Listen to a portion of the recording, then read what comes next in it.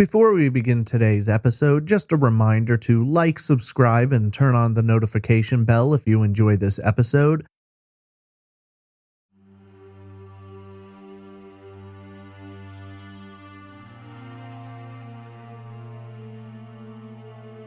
It was a busy night at the Oslo Plaza Hotel.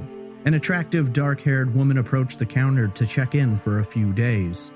3 days later, she was found dead in her room, the victim of an apparent self-inflicted gunshot wound. While investigators thought it was an open and shut case, they soon discovered they had a complex mystery on their hands. Jennifer Fergate, as she had signed the check-in slip, didn't exist. Neither did the address, phone number, or company she claimed to work for. Her room was neat and orderly, appearing as though she had hardly been in it. She had very little clothing with her, no identification or personal effects. In fact, there was absolutely nothing to indicate who she might be. Then there's the mysterious man she was seen with. What role did he play in her life, or perhaps in her death? While the police made a ruling early on, many questions have been raised about the possibility of homicide, let alone who Jennifer Fergate truly is. This is Trace Evidence, episode 124, The Mystery of Jennifer Fergate.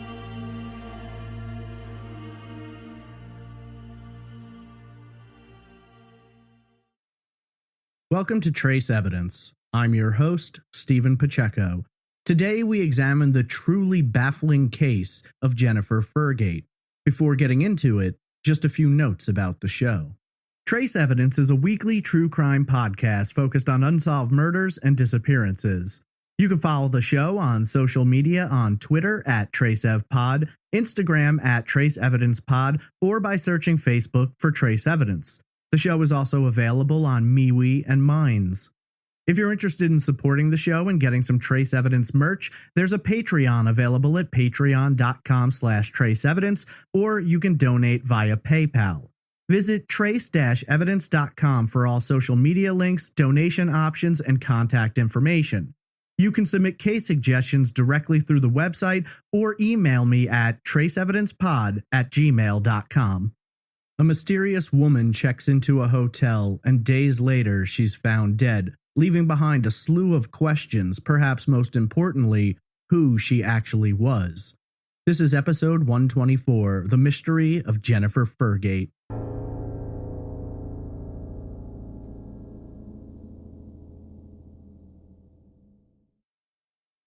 The gray stone walls and varnished wooden doors of the chapel had sheltered many funerals, but few quite like this.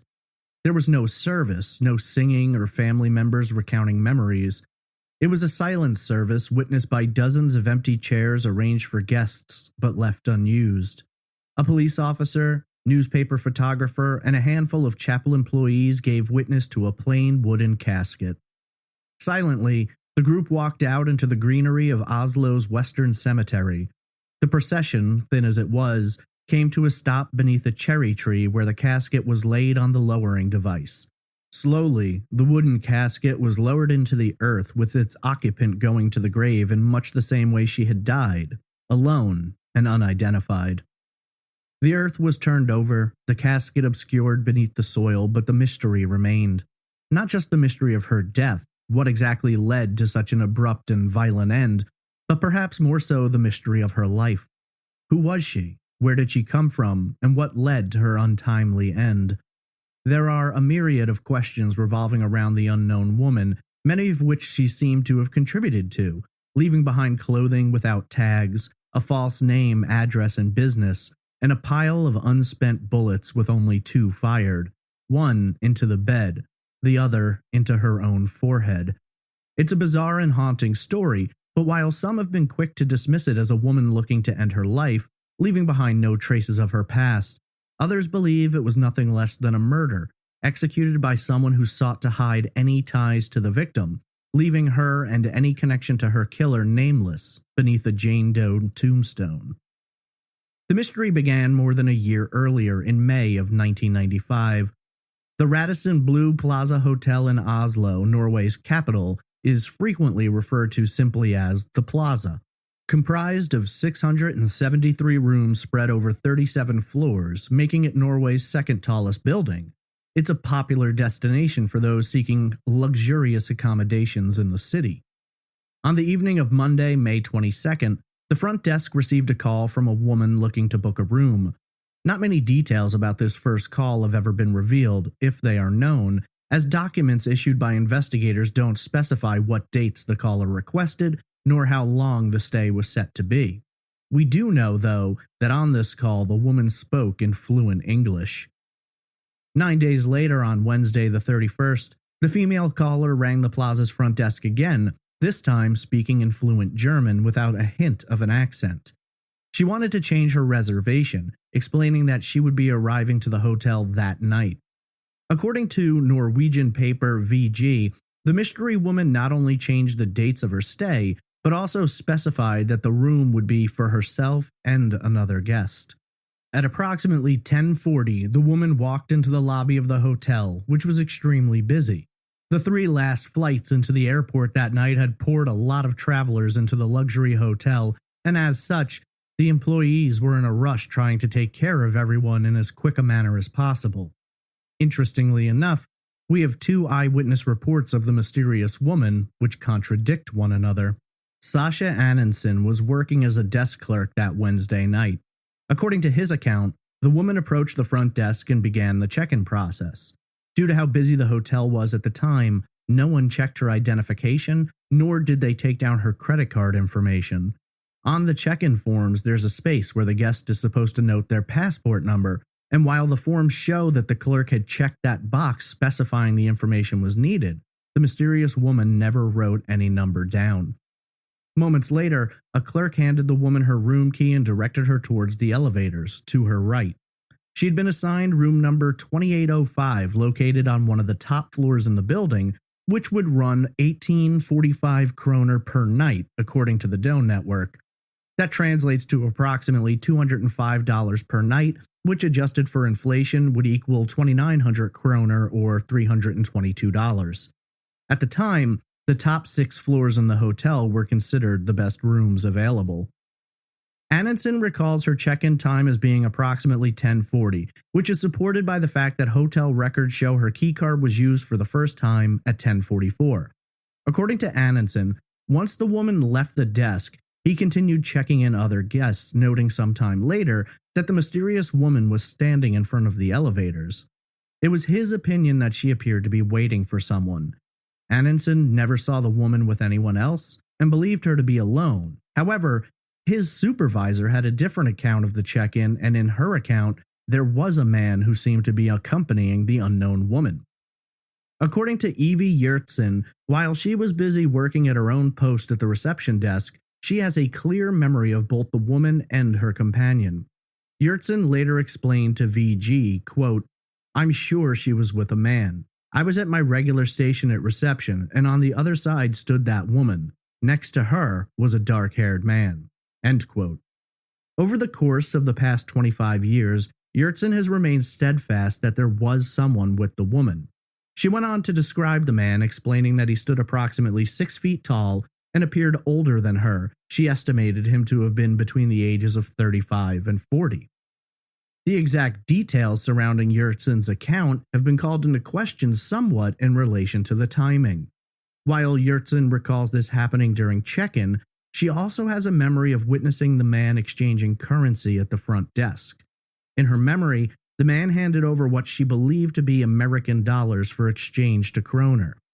While she cannot place an exact time on the encounter, she does specifically remember that the man was standing with the mystery woman at the time of the exchange. According to VG, the key card to room 2805 was used twice that night, once for the initial check-in at 10:44 and again at 12:21 a.m. Whether or not Yurtsen saw the two together at check-in or only hours later during the currency exchange can't be known for sure. It is interesting, though, to note that Anundsen saw the woman standing near the elevator hours after check-in. Whether this was around the same time as the currency exchange, no one has yet been able to determine, and 25 years adds a lot of gaps to hotel employees' memories in regard to the behavior of a single guest or two. Now, curiously, there are two different accounts of names given by the unknown woman. During her phone call to make reservations, the hotel noted her name as being Jennifer Fergate. However, on the form she filled out at the desk, she listed her name as Jennifer Fergate, and she added in the name of her companion, Louis Fergate. Both of those names were later determined to be aliases, but they are not the only items on the forms which are false. For her home address, the woman who I will now refer to as Jennifer wrote Rue de la Stede, listing it as being in Verlaine, Belgium, with a zip code of 7968. Curiously, though, later investigation shows that there is no Rue de la Stede in Verlaine, and its zip code is actually 4537, not the one Jennifer listed. She also wrote down her area code as being 068, which matches up to a completely different area of Belgium, with Verlaine's actually being 041. The actual phone number written does exist, but not with either of the accompanying area codes, either the 068 or the 041. In addition to this, the woman listed her occupation by jotting down the name of a company, Service, out of Belgium. However, that company doesn't exist either. Beyond that, the woman listed her date of birth as August 28, 1973, which would have made her 21 at the time of check-in, though an autopsy later determined she was likely older. So, it would seem, for whatever reason, Jennifer completed a totally fictitious check-in form, and due to the business of the hotel, no one verified any of that information or even took down payment information, meaning that the hotel had no way to charge her, an error they would discover in the coming days.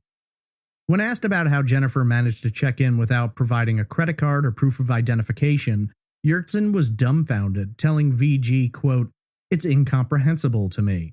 We had strict routines at the hotel. It just shouldn't be possible." End quote. However, Anundsen explained that it wasn't necessarily uncommon during busy times, saying, quote, "I remember there was a long queue of guests. It was all about assigning rooms as quickly as possible. We mustn't keep the guests waiting." End quote. The hotel keeps track of each time a door is opened with a key card, though it does not keep track of when the door is opened from the inside, so tracking Jennifer's movements has proven somewhat difficult. After the first night, hotel records show that the keycard was used to gain entry to the room at 8:34 a.m. on Thursday, June 1st. It's since been speculated that this could have been Jennifer or someone else entering the room after going out for breakfast, though there are no reported sightings of Jennifer by hotel staff or guests during that time frame. Strangely, the original booking held the room for Jennifer until Friday, but on Thursday she approached the front desk and extended her stay until Sunday, at which time she was given 2 new room keys. I should note, though, during this extension, no payment information was given, nor was there any verification of identity. Even more bizarre, there's no use of that keycard recorded again until 8:50 a.m. on the morning of Friday, June 2nd. This makes one of two implications. Either Jennifer exited her room on Thursday and didn't return until Friday morning, or someone else was present in the room and let her back in at some point. But we know she wasn't in the room throughout Thursday, as maids had entered and cleaned the room, noting that no guests were present. According to VG, just before 1 p.m., a hotel maid and a trainee entered Jennifer's room 3 times between 12:44 and 12:50 p.m. The maid noted that on the night of check-in, she had been told to prepare the room for 2 people.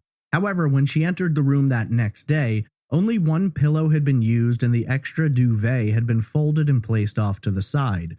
Being that it was an unused duvet, it was then folded by the maid and put in the closet. But when police entered the room the next evening, the extra duvet was found unfolded on one side of the bed, having been clearly used in addition to the other. There was no use of the keycard on the door again until Friday at 8:50 a.m. But no one was in the room when the maids were cleaning, which seems to strongly support the argument that Jennifer, nor anyone else, accessed and entered that room between the times of 8:34 a.m. on Thursday and 8:50 a.m. on Friday.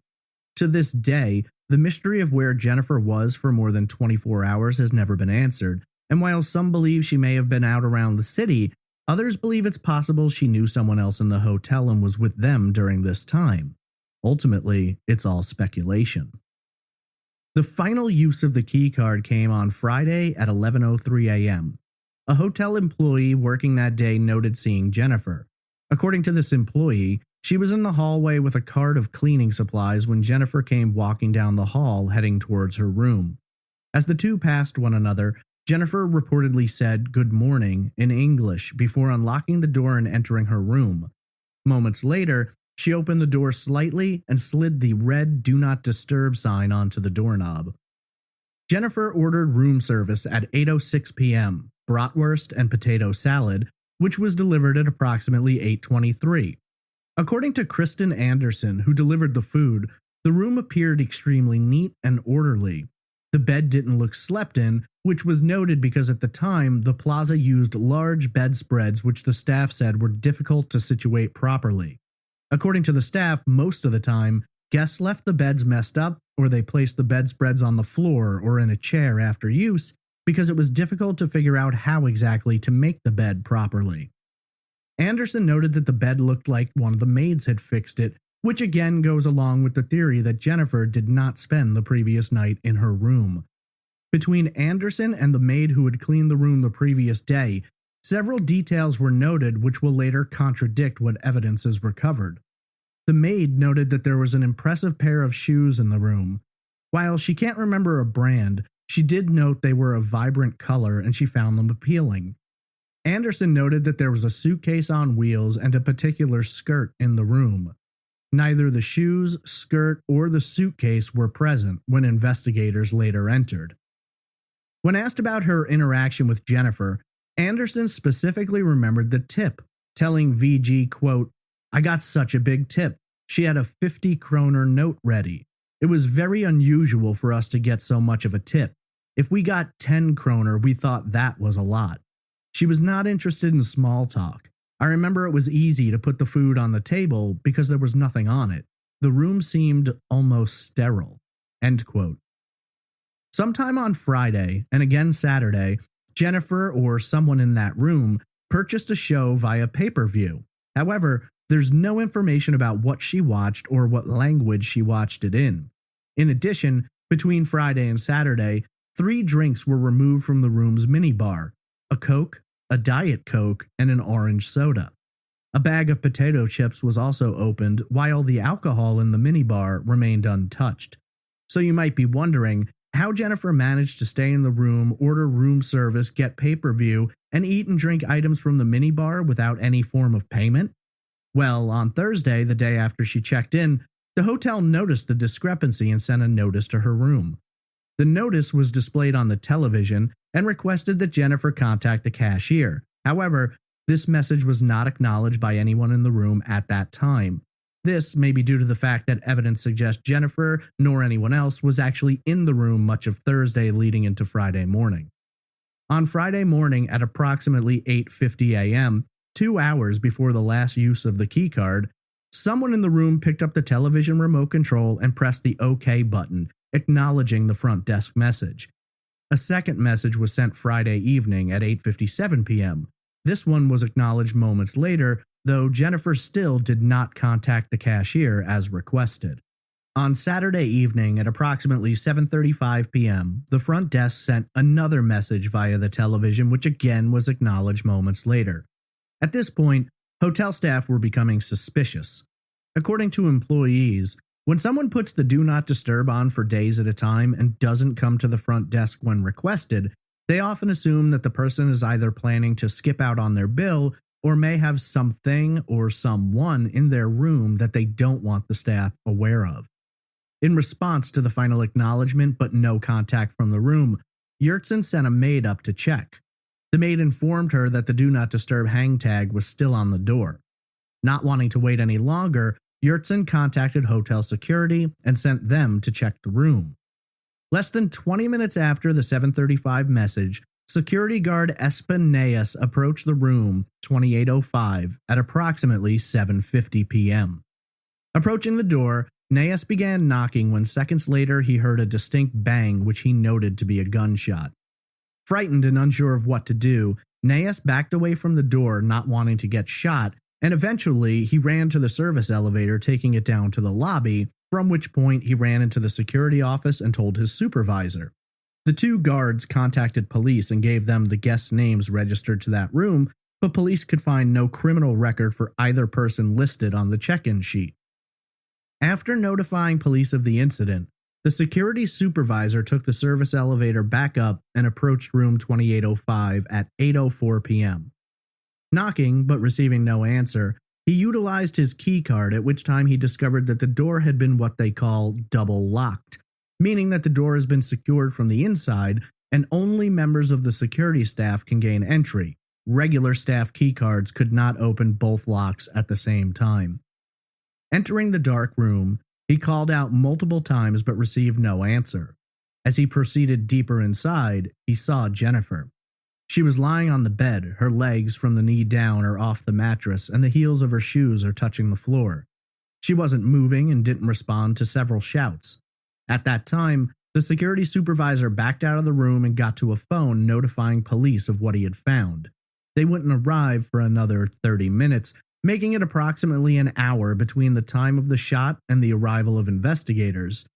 During that time, the room was only unwatched for 14 minutes, between 7:50 and 8:04. When police entered the room, they found a strange scene. The woman, who had identified herself as Jennifer Fergate, was lying on the bed, on her back, with her legs hanging off the edge, the heels of her shoes on the floor. She was dressed in all black, a black dress, stockings, bra, long silk undershorts, a thigh-length cotton jacket, a plain gold ring, and a Citizen brand diving watch. A later examination of the clothing she was wearing turned up no tags or identifying marks. The tags had been neatly cut and removed from all of her clothing. In her shoe, the manufacturer's name had been removed, leaving behind only "Made in Italy." Lying on her back, Jennifer had clasped in her right hand a 9mm Browning pistol. The gun was gripped in an odd way, the hammer pointing down toward her shoes with her right thumb lying on the trigger. There were 2 shots fired.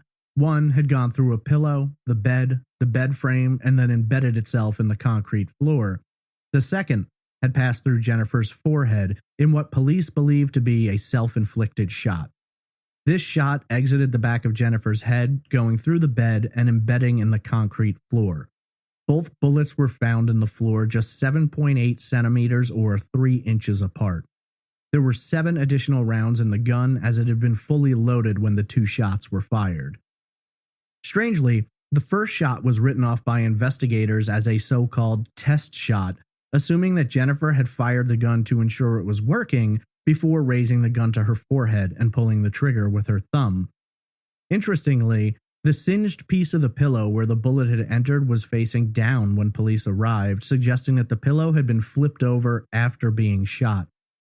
The trigger was still being held down when police removed the gun from her hand, and as her thumb slipped off the trigger, an audible click was heard, indicating that the pressure from pulling the trigger had remained consistent from the time of the shot until the time police arrived.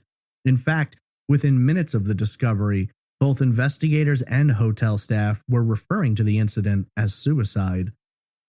Official police reports note the presence of blood spatter. The bed and its linens were soaked in blood. There was spatter found on the pillow, phone, bedside table, the wall, and leading up to the ceiling. Bizarrely, however, there was no blood found on either of the victim's hands. Forensic technicians also took samples of the victim's hand, noting the absence of blood and gunshot residue, which has been noted as being strange. At a minimum, it was believed some gunshot residue should have been present on the hands, considering that 2 shots had been fired. It was also considered strange that the gun was still in the victim's hand. A 9mm gives quite a kick, and it seems strange Jennifer would still be clutching the gun, though the positioning and pressure of her thumb could indicate a cadaveric spasm, which locks the hand in position at the moment of death. 2 spent cartridges were found on the floor to Jennifer's left. Examination of the room only added further confusion to an already strange situation. Firstly, Jennifer's dinner that she had ordered the night before was sitting on a table near the window, only partially eaten. Beside the plate of food was a bottle of men's cologne. This was the only toiletry found in the room. No makeup or makeup bag, though Jennifer was wearing eyeliner at the time she was found. On an armchair beside the table was a green bag manufactured by the German company Travelite. Inside, police found a pair of black pantyhose, a black silk top, and 3 nude-colored bras. A white item can be seen in police photos rolled up and lying on the other chair on the opposite side of the table. While police reports don't specify what the item is, several staff members who spoke with VG believed it was a folded-up bedspread. On the counter above the minibar were 3 empty bottles corresponding to the drinks mentioned earlier, as well as the open bag of potato chips. On the opposite end of the counter was a newspaper, the USA Today. The hotel supplied complimentary newspapers to the rooms, but strangely, the bag this paper had come in was marked for a different room, number 2816. It's never been determined who was staying in 2816 that night, nor how the paper got into Jennifer's room. However, a fingerprint was lifted from the bag the paper came in. That fingerprint was only submitted to police systems in 2017, 22 years later. Leaning up against the wall next to the counter was an ironing board. There was an iron on the nearby luggage storage table. Hotel records indicate that neither of these items came standard in that particular room, suggesting that at some point Jennifer had ordered them to be brought to her room, though there doesn't appear to be any record of that request. On the luggage table, there were also 2 garments, a long black leather jacket which Jennifer was wearing when she arrived, and a light-colored cotton sweater from which the neck tag had been removed, leaving behind only a small sliver of the stitching. In the closet, investigators found a few other items of clothing, a sleeveless blouse, a trench coat, and a woman's blazer. The blazer still had a tag inside indicating the company René Lazard, a German clothing manufacturer. Across from the hall was the bathroom, which seemed to suggest someone had bathed recently. There was a used towel lying on the floor, the soap had been opened and used and was lying on the sink, and a small bottle of shampoo had also been used. A white bathrobe had been removed from the bathroom and tossed onto the bed. Lying against a small dresser beside the bed, police found a black Braun Buffel branded attaché case. The case itself was empty, but for 25 unused 9mm bullets, matching those found in the handgun. In total, this means that Jennifer had 34 bullets, 9 in the gun, 25 in the briefcase. Examination of the gun presented further complications as it appeared the serial number had been removed, but police noted this was no amateur job. Whoever had removed the serial number didn't simply file it down, but instead had washed it away with some kind of acid. While forensic techs did their best to try and recover the full number, they were only able to get pieces of it. Ultimately, police were able to determine that the gun had been manufactured in Belgium in either 1990 or 1991, but they couldn't track the weapon's history without the full number.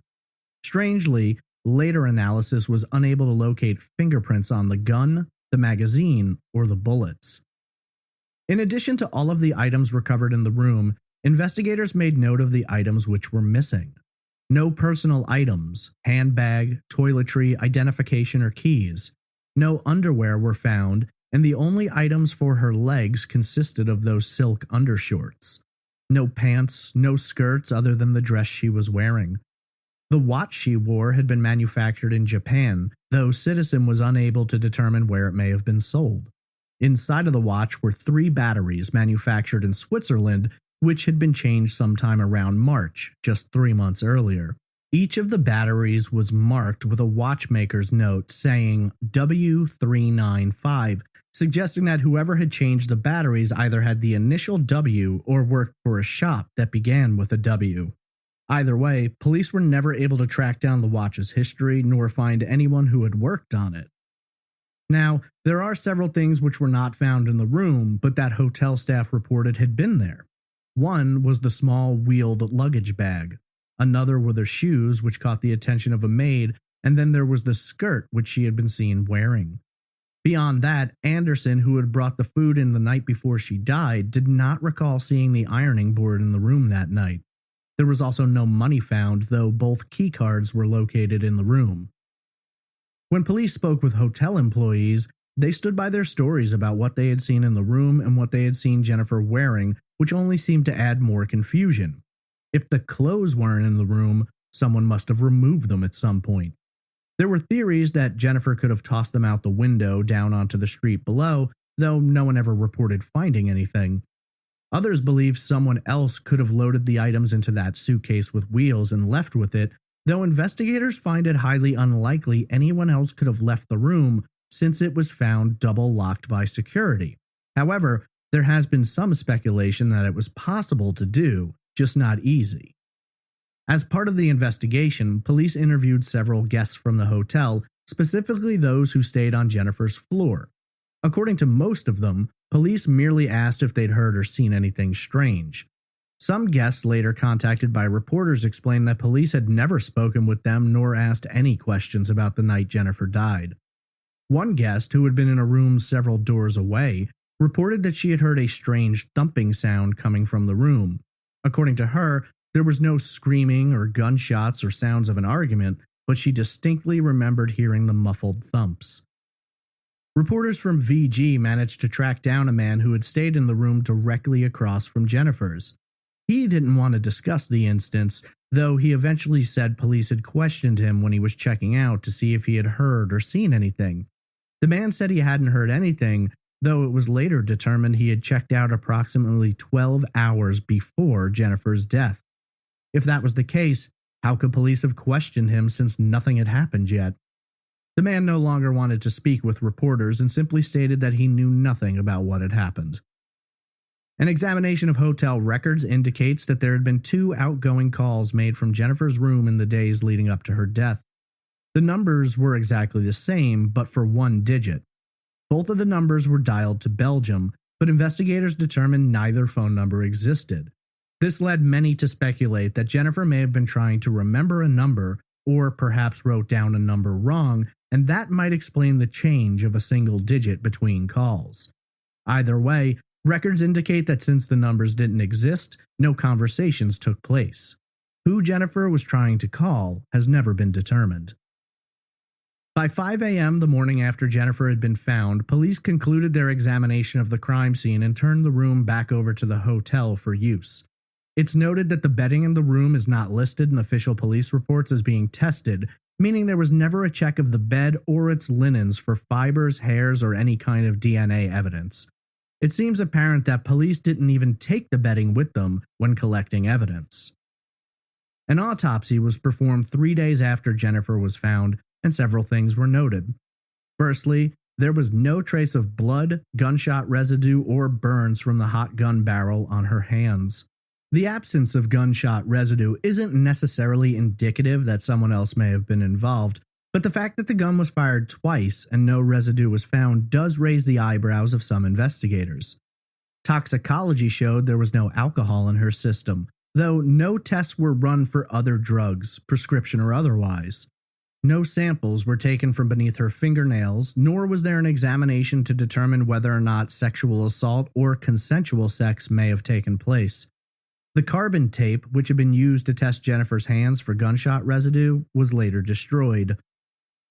The absence of blood on her hands was enough for some to wonder about the possibility of homicide. Torlev Olegrognum, a professor of forensic pathology, talked with VG and explained, quote, "The lack of blood on the hands is striking. You expect to find that when there's a gunshot wound and skin is flung off and blood hits the ceiling. There ought to be traces of blood on the hand that pulled the trigger, so the possibility that someone else contributed should be weighed heavily." End quote.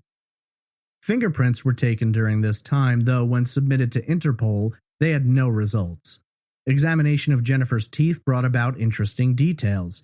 It seems she'd experienced some dental work throughout her life, though the use of gold and porcelain suggested that the work had been rather expensive. While the particular type of porcelain used was popular in the United States, it was also popular in the Netherlands, Germany, and Switzerland. Another interesting angle of the autopsy had to do with what Jennifer had last eaten. According to VG, 50 milliliters of undigested food was found in her stomach, including bits of bratwurst. This is surprising, as she had ordered the food approximately 24 hours before the gunshot was heard. The food should have been digested by then, unless she had been killed closer to the time she ate, or perhaps she had ordered the food and not eaten any of it until the night she died. The autopsy also determined that Jennifer was closer to the age of 30 than 21, as she had noted on her check-in slip. For police, though, it was a matter of evidence. They had the gun, the victim, and the room with the double locked door. They found no signs of a struggle, no indications of a fight. The room wasn't disturbed, and it was believed no one could have left that room, locking it behind them in the way that it was found. For them, the manner of death seemed to clearly be self-inflicted. Bjorn Devon, a former forensic tech who had worked the scene, explained, quote, "We always consider if someone else might have done it. In some cases, the gun has been placed in someone's hand. Let's say she didn't shoot herself. If so, everything was incredibly well executed.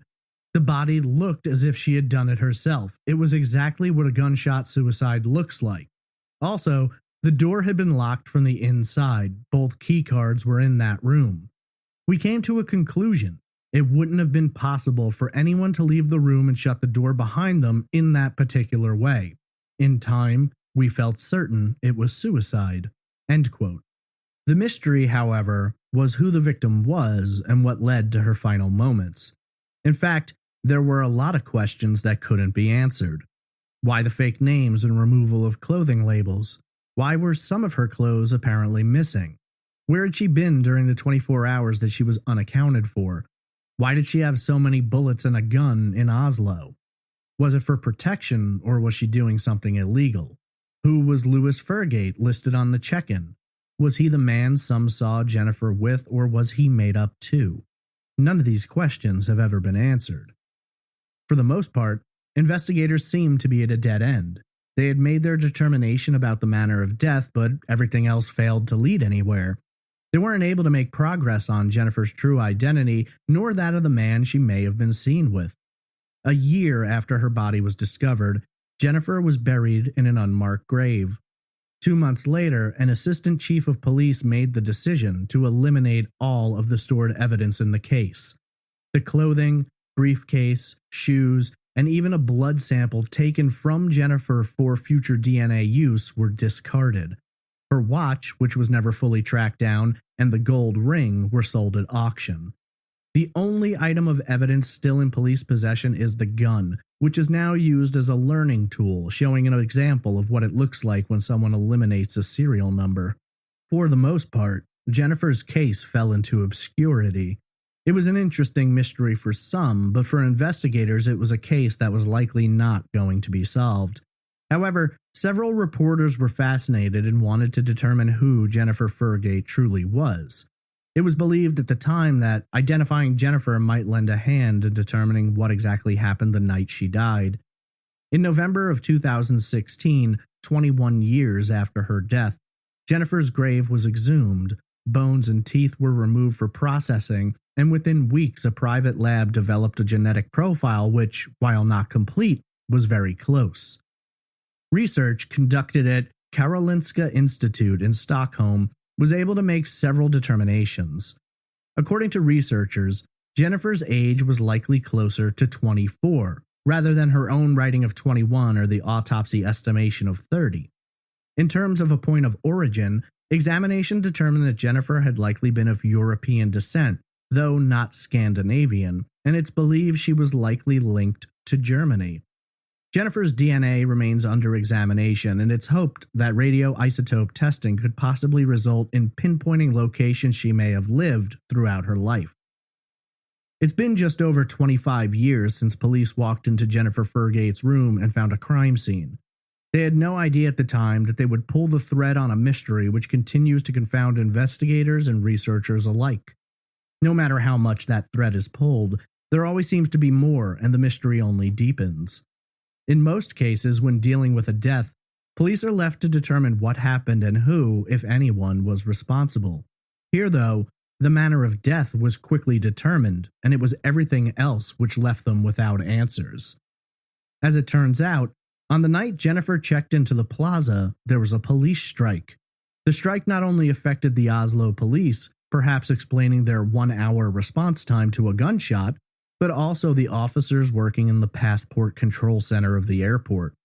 When police went back to try and track down if Jennifer might have flown into Oslo that night, they found that one officer was working in the office the evening she arrived, meaning there's a good chance a lot of passports were not checked. That being the case, and with nowhere else to go, police were never able to find anyone who had flown in that evening and matched Jennifer's description.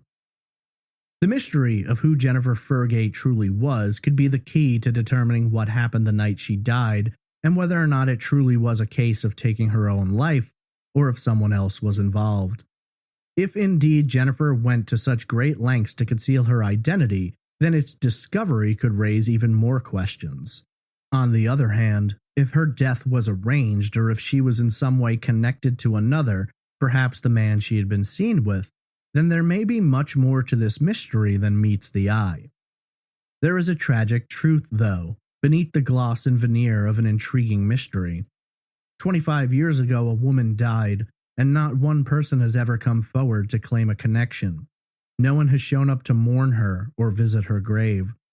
Somewhere out there must be someone with a connection to Jennifer Fergate, but where and who has yet to be, and possibly never will be, discovered.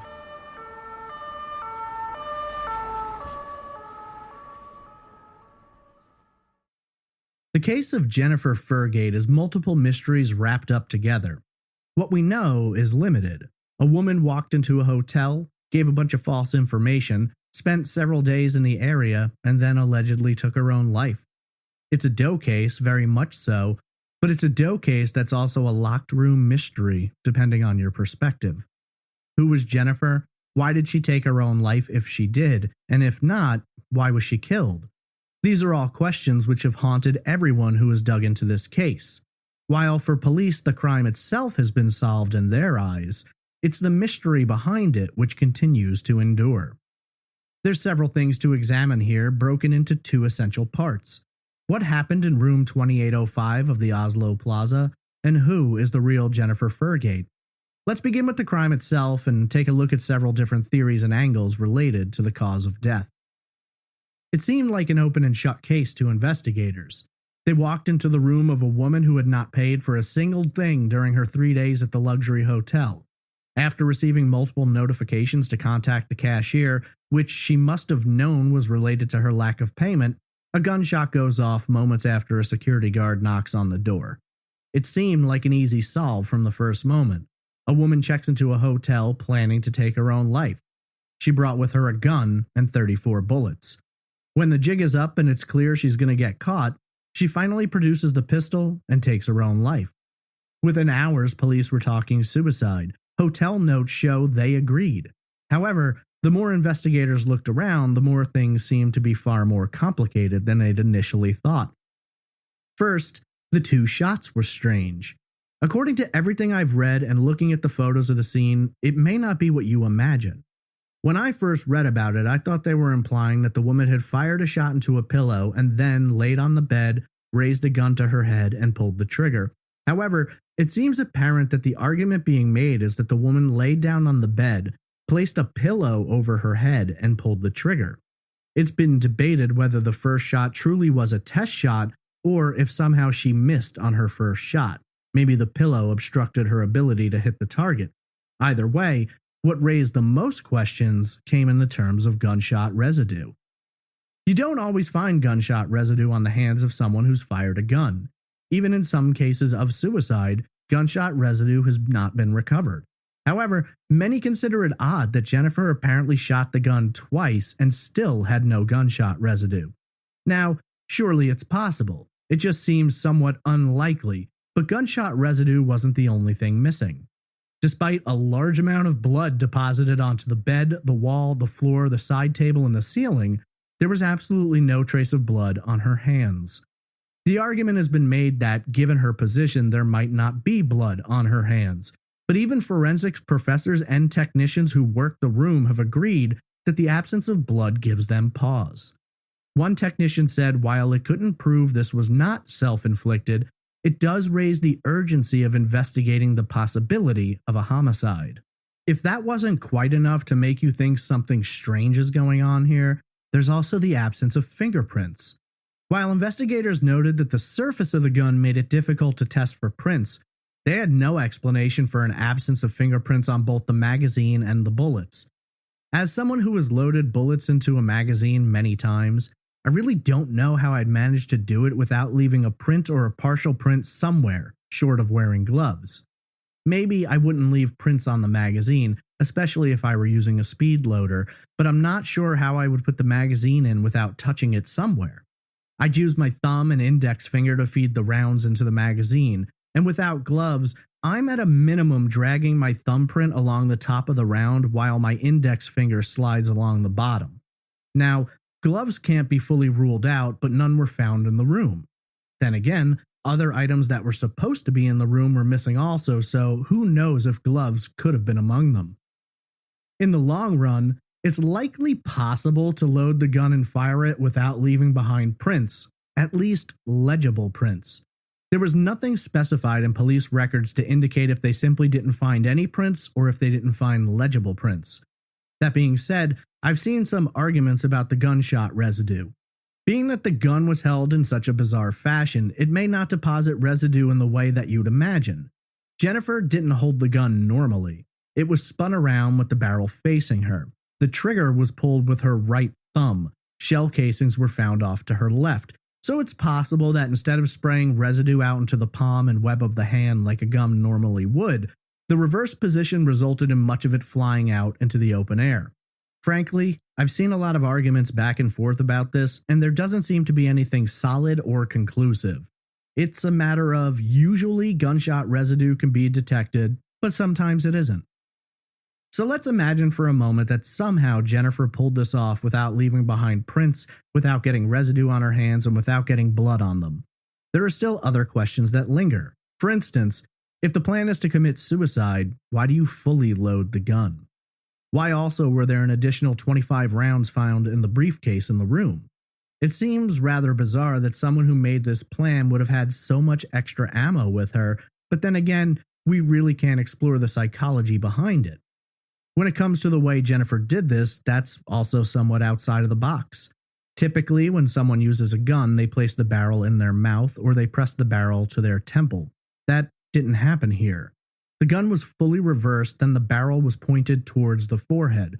There's nothing to indicate any kind of powder burns near the wound, nor was there any discussion about residue being present on the face, so the exact distance of the barrel to her forehead is unknown. When you look into the statistics related to women and suicide, they're quite different from that of men. Male suicides have firearms listed as the number one method, while for women, firearms are far down the line behind poison, slitting of the wrists, drowning, and hanging. Men are 86% more likely to take their own life with a firearm, according to everytownresearch.org. Now, that doesn't mean women never do it, it just means that it's more rare. One study which examined European women showed that only 1.5% of female suicides involve the use of a firearm. Of course, in this case, considering the presence of the gun and the bullets, it may simply be a matter that this was a woman who was familiar with guns and felt comfortable with them, which might make one a more likely option. I'll admit, I'm very torn on whether or not this was a case of a self-inflicted gunshot or a homicide, and there's various reasons why. One thing I continue getting caught up on is the positioning of the gun itself. It seems unnatural, and I find it hard to believe that after firing a 9mm that the hand holding the gun would simply drop onto the chest, still holding that gun. That becomes debatable when you examine the possibilities of a cadaveric spasm, but beyond that, the thumb is troubling. Jennifer's thumb was clenched so tightly on the trigger that it never reset. The trigger was pulled and her thumb held it back until the gun was removed from her hand, at which time forensics techs heard the gun trigger sound click. Some have made the argument that a killer could have shot Jennifer and then placed the gun in her hand, but considering the way her thumb was, that just seems unlikely. However, there is another possibility which might be kind of out there, but I think it's worth exploring. From moment one, the gunshot into the pillow has been considered a test shot, like Jennifer fired the gun to make sure it was in working order. Others have argued that she may have planned to shoot herself with a pillow over her face and missed the first shot. Remember, the two bullets in the floor were only 3 inches apart. I, though, have my own theory. What if the first shot was the kill shot, and then the second was the killer, placing the gun in Jennifer's hand and pulling the trigger, then laying her hand down on her chest? It's possible this could have been done to try and get some gunshot residue on her skin, or maybe just make it appear as though she had been the shooter. Maybe her thumb locking in position wasn't even a consideration, and it just happened to work out that way. I don't know that this can be completely dismissed out of hand, but I haven't really seen it discussed anywhere. When you look at it, though, there's only two possibilities. Either Jennifer pulled that trigger twice with the full intention of taking her own life, or someone else's hand was at play. That brings us to the next issue, which would be the double locked door. Now, police said they couldn't determine any way that door could be locked in such a manner unless it was done by someone on the inside. In their investigation, though, VG noted that those particular locks could be done from the outside, but the individual doing so would need to know the trick. Both locks could be engaged by turning the knob on the outside slightly upward while inserting the keycard. Now, as unlikely as it may seem, it's a possibility the killer could have known that trick. Items were missing from the room which were supposed to be there. The suitcase on wheels, the bright-colored shoes, the skirt, and possibly money. The only way those items wouldn't be in the room is if Jennifer left, taking them with her at some point. We know from the keycard log that after she ordered dinner Friday night, the keycard was not used again until the next day when her body was found. However, Kristen Anderson, who brought the dinner, saw the suitcase and the skirt at that time. So unless Jennifer left and did something to the door so that she could get back in without her keycard, or someone else was present and left with the items, or maybe let Jennifer back in, there's no way she could have left that room in the hours between receiving room service and when she died. Details like that make many believe that a second person had to be involved. Maybe the killer took items with him that could identify Jennifer. It's speculative, but it does raise questions which investigators have never been able to answer. While it seems somewhat unlikely, there's certainly enough to raise the possibility of homicide. Again, it's difficult to determine, and for me, I have things which make me think murder is a possibility and details which make me doubt it. The fact of the matter is, given the destruction of evidence and the examinations that were conducted, it may at this point be impossible to determine exactly how Jennifer died. For whatever reason, Jennifer went to great lengths to hide her identity, from the missing tags on her clothing to the completely false check-in forms she filled out.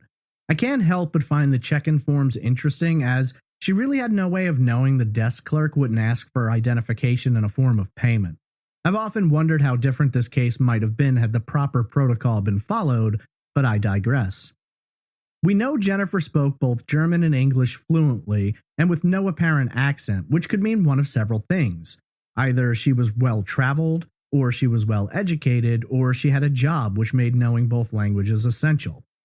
There's been a lot of debate about the possibility that Jennifer could have been working in espionage, some kind of spy or assassin, and while that's all very interesting, there are also a lot less interesting answers to that question. I mean, hell, maybe she simply had one parent who was German and one who was from England or America. We may never know. However, there does appear to be some ties to Belgium. I don't think we can ignore that she gave her address as being in Belgium, she listed her company as being out of Belgium, and she placed 2 calls to Belgium phone numbers. If she were trying to distance herself from Belgium, why would she do all of those things? If her identity is somehow connected to that area, it seems unlikely after all she'd gone through to hide it that she'd make such direct references to it. I've seen the argument that maybe she spent time in Belgium and knew of the area but didn't know it well enough to get the zip code or area code correct, and that's certainly a possibility, but why the 2 phone calls? For whatever reason, it does seem she had some connection to someone in Belgium. The street address she gave was wrong, but no one's exactly sure what street she actually listed. While Rue de la is quite clear, the final word isn't, and it's been read differently by different people. Was that a matter of remembering a street incorrectly or simply making one up? That we don't know, but of all the places in the world to select, why go to Verlaine, Belgium? In total, the area has a population of 3,500, so you're not talking about a major city that you could randomly choose a street name and possibly get a hit on. There is a bizarre possibility, which has been raised by some, though there's an utter lack of evidence to make the connection, but I wanted to tell you about it anyway. 3 weeks after Jennifer's death, Mark Dutroux kidnapped and assaulted 2 8-year-old girls who were going for a walk. Dutroux later was arrested and convicted for these crimes, among many others. Dutroux claimed that he was involved in a high-level pedophilia ring which was run by government officials and the rich and powerful. While that may seem a bit far-fetched, we have things in the news today and in this past year which raise some interesting possibilities. That being said, there are some who believe it's possible that Jennifer could have either been connected to that, aware of it and trying to notify someone, or perhaps had been so directly involved that she may have taken her own life as a result. It's a deep rabbit hole to go down, but it's an interesting theory considering that the girls were kidnapped from an area very close to where Jennifer claimed to live. There's nothing solid to connect it, but it's an interesting theory to explore if you truly want to go down the rabbit hole. Jennifer has been considered a spy, a high-class sex worker, a criminal, and many other things. Some of those would make sense in terms of trying to hide her identity, but it also seems unlikely that she would have given another person's name at check-in, that being the elusive Louis Fergate, if he were in some way connected. Why mention him at all? From what we know from witnesses, only 1 or 2 people ever claimed to have seen him there with her, and that can't be completely verified. Was there ever a man with her? We simply don't know, but much like the name Jennifer Fergate, we know there is no known legitimate Louis Fergate. Some have made the argument that Jennifer may have gone to that hotel to meet up with a lover, and I don't think that can be completely dismissed either. It might explain the fake name and background information if she didn't want to run the risk of being caught. Maybe this other person was another guest at the hotel, and maybe that's why Jennifer wasn't in her room for more than 24 hours at one point during her stay. Again, we have no way of knowing, but if she was meeting someone there and did spend time with them, they certainly could be connected to her death in one way or another. How exactly did Jennifer get to Oslo without a passport or identification? Well, there's 2 possibilities. Either she managed to do it somehow, or she had them, but someone either took them away or she disposed of them before her death. In terms of a potential suspect, there's the man who stayed in the room across from her, the man who didn't want to discuss it and claimed police questioned him, even though he checked out 12 hours before Jennifer's body was found. Some people believe he knows more than he's saying. Others think he was just a random hotel guest who, for whatever reason, either conflated his own story or was simply confused. It had been over 20 years since her death by the time anyone questioned him. Then there's also the thumbprint found on the newspaper bag, which wasn't submitted for analysis until 22 years later. Could the owner of that thumbprint hold some of the answers to this case, or are authorities possibly chasing the man who just delivered papers in the hotel? What we know about Jennifer is limited at best. She didn't bring many clothes with her, or she did, but they're missing with that rolling suitcase. She wore makeup, but none was found in her room. She ordered food, but either didn't eat it until the next day, or she died a day earlier than police believe she did, which frankly opens up an abundance of possibilities, especially revolving around the sound of that gunshot. Let alone the possibilities about a man who claimed to have been questioned about her death but checked out of the hotel 12 hours before she was found. Clothing found in the room was minus at least 1 pair of shoes and 1 skirt. Labels were removed from all items except for 2, both of which track back to Germany, where DNA analysis has later determined she originated from. It's truly a sad and tragic mystery. Is this a case of a woman going out of her way to conceal her identity, planning all along to take her own life, somewhat along the lines of what I discussed previously in the Annandale Jane Doe episode? Was there a particular reason she chose that location? To meet up with someone or maybe conduct business in the area? Is it possible that what has been deemed a suicide was, all along, a well-executed and covered-up homicide? Unfortunately, the list of questions goes on. All we know for sure is that 25 years ago, a woman was found dead in a luxury hotel room for which she never paid. Her identity has remained hidden for nearly 3 decades, and while investigators ruled her death a suicide, Little else has ever been determined, and that ruling has plenty of detractors. It's a Jane Doe case tied into a locked room mystery with a question of how exactly Jennifer died. The truth of the matter is that, after all this time, unless further DNA analysis can answer some of the lingering questions, the truth of who Jennifer was and how she died may remain unknown.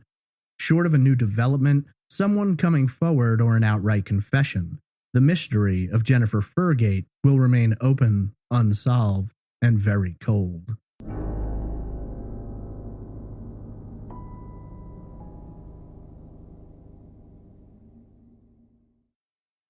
If you're looking for more information about the mystery of Jennifer Fergate, there are many websites and forums discussing her case. The Norwegian newspaper Verdens Gang did an extensive write-up on this case and completed a 30-minute documentary that is totally worth watching if you're interested in this case. If you have any information about the death of or true identity of Jennifer Fergate, please contact the Oslo Police Department at 4722-669050. You can also contact VG at 4722000306. What do you believe happened? Tweet me at TraceEvPod, email me at traceevidencepod@gmail.com, message me on Instagram at TraceEvidencePod, or comment in the Facebook group.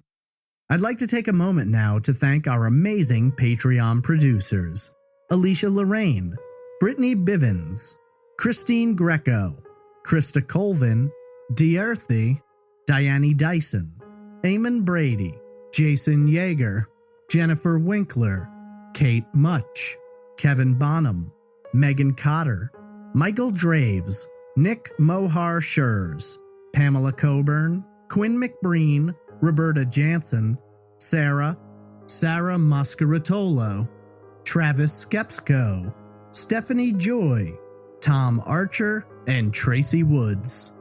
You're all amazing, and your contributions are greatly appreciated, as are all patrons.